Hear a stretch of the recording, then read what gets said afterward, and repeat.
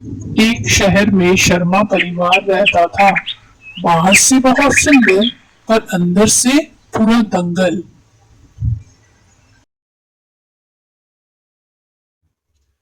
शर्मा परिवार की बड़ी बहू सुमन ये सुबह किचन में अपना कुछ काम कर रही थी। तभी इसे इसकी सास सावित्री देवी की आवाज आती है। अरे सुमन बहू, मुझे एक कप चाय तो पिला दे।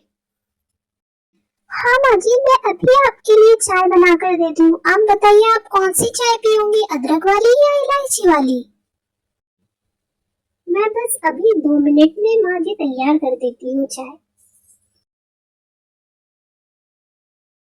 फिर दोनों सास और बहू आपस में उनकी छोटी बहू नेहा की बात कर ही रहे थे कि वो कोई किचन में ध्यान नहीं देती है, घर के कामों में ध्यान नहीं देती है। उतने में नेहा आती है। Good morning to both of you. क्या गुड मॉर्निंग? घर के कामों का तो पूछो मत, सब तो हवा में उड़ा दिया है। नेहा ये सब सुनने के बाद भी हंसकर वहां से निकल जाती है। वो इन सब बातों पर ध्यान नहीं देती। दोनों सास बहुएं जलकर खाक हो जाती है। नेहा अपना बेकरी का बिजनेस संभालती है, तो वो यही बताने की कोशिश करती है कि आज रात भी मुझे लेट होगा। मम्मी जी, आज मुझे थोड़ा लेट होगा। आज मेरा वेबिनार है और आज एक नए प्रोजेक्ट की पिच भी देना है मुझे। फिर नेहा चली जाती है। देखा मम्मी जी आपने, कैसा नेहा बोल कर गई। ये नेहा तो जिम जाती है, कपड़े कैसी पहनती है, घर का काम तो जैसे उसके लिए बोझ हो। कल की किटी पार्टी में सब महिलाएं आएंगी, बस वही दिन होगा इसके नाक कटाने का। देखो इसे अब मैं कैसा सीधे करती हूँ। दोनों सास और बहू मिलकर एक छुपी हुई युद्ध की तैयारी कर रही थी। इससे मिलो, ये मेरे घर की बड़ी बहू है, बहुत संस्कारी है और पूरा घर भी इसने संभाल रखा है।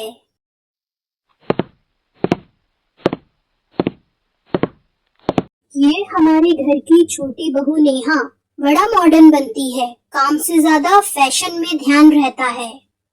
नमस्ते आंटी, आज मैं अपने काम का छोटा सा प्रेजेंटेशन लाई हूँ। मैंने अपनी बेकरी का बिजनेस 2 साल में इतना बड़ा किया है और इस महीने मुझे young entrepreneur of the year का अवार्ड भी मिला है। मैं आपको अपनी कुछ प्रेजेंटेशन दिखाती हूँ।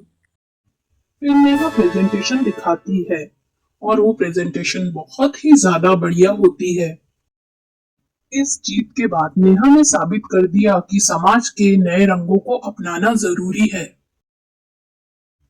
आओ माँ, यहाँ बैठो। सावित्री देवी चुपके से समीर, नेहा के पति, के कान भर देती है। बेटा, नेहा को तो सिर्फ अपना काम ही दिखाई देता है, तुम्हारा और घर का तो कोई ख्याल ही नहीं है। हम बुढ़ापे में अकेले हो जाएंगे बेटा, कोई ना समझेगा हमारा दर्द। फिर सावित्री देवी रोना शुरू कर देती है। नेहा बेटा, हमने फैसला किया है, या तो तुम अपना बिजनेस छोड़कर घर संभालो या फिर इस घर को छोड़ दो। अब फैसला तुम पर है कि तुम क्या चाहती हो। समीर और सावित्री देवी पहले से ही आग बबूला थे और अब नेहा भी हो गई। मम्मी जी, इतनी सारी तकलीफें पाकर भी मैं चुप थी, लेकिन आज आपने मेरी पहचान को चैलेंज कर दिया है, तो मैंने फैसला किया है कि मैं इस घर को छोड़कर जा रही हूँ। संभालिए आप अपना घर। अब नेहा पूरा ध्यान अपने काम पर लगाती है और बहुत ज्यादा सफल हो जाती है।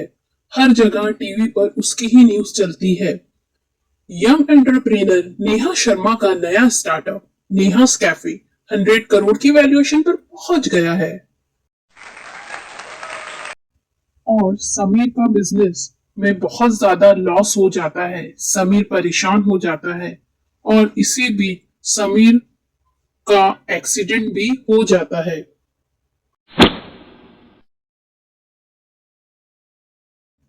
और समय के साथ शर्मा परिवार का दर्द बढ़ चुका था और शर्मा परिवार में खामोशी का राज था।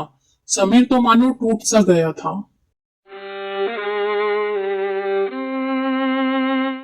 आज नेहा अगर मेरे साथ होती तो मेरा ये हाल ना होता। हमने अपने हाथों से अपना नसीब खो दिया। नेहा तो हमारे घर की रोशनी थी, हमसे बहुत बड़ी गलती हो गई। छोटी छोटी खुशियों के लिए कभी कभी ईगो को तोड़ना पड़ता है। नेहा के दिल में अभी भी अपने घर के लिए मोहब्बत थी, इसलिए नेहा घर को वापस आती है।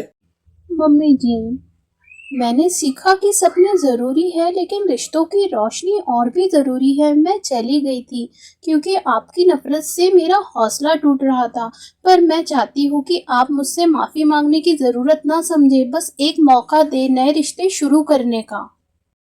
नेहा, मैंने भी तुम्हारे साथ बहुत गलत किया है, प्लीज मुझे माफ कर दो नेहा। हाँ नेहा, मैंने भी तुम्हारे साथ गलत किया है, मुझे भी प्लीज माफ कर दो। तुम तो मेरी छोटी बहन हो नेहा।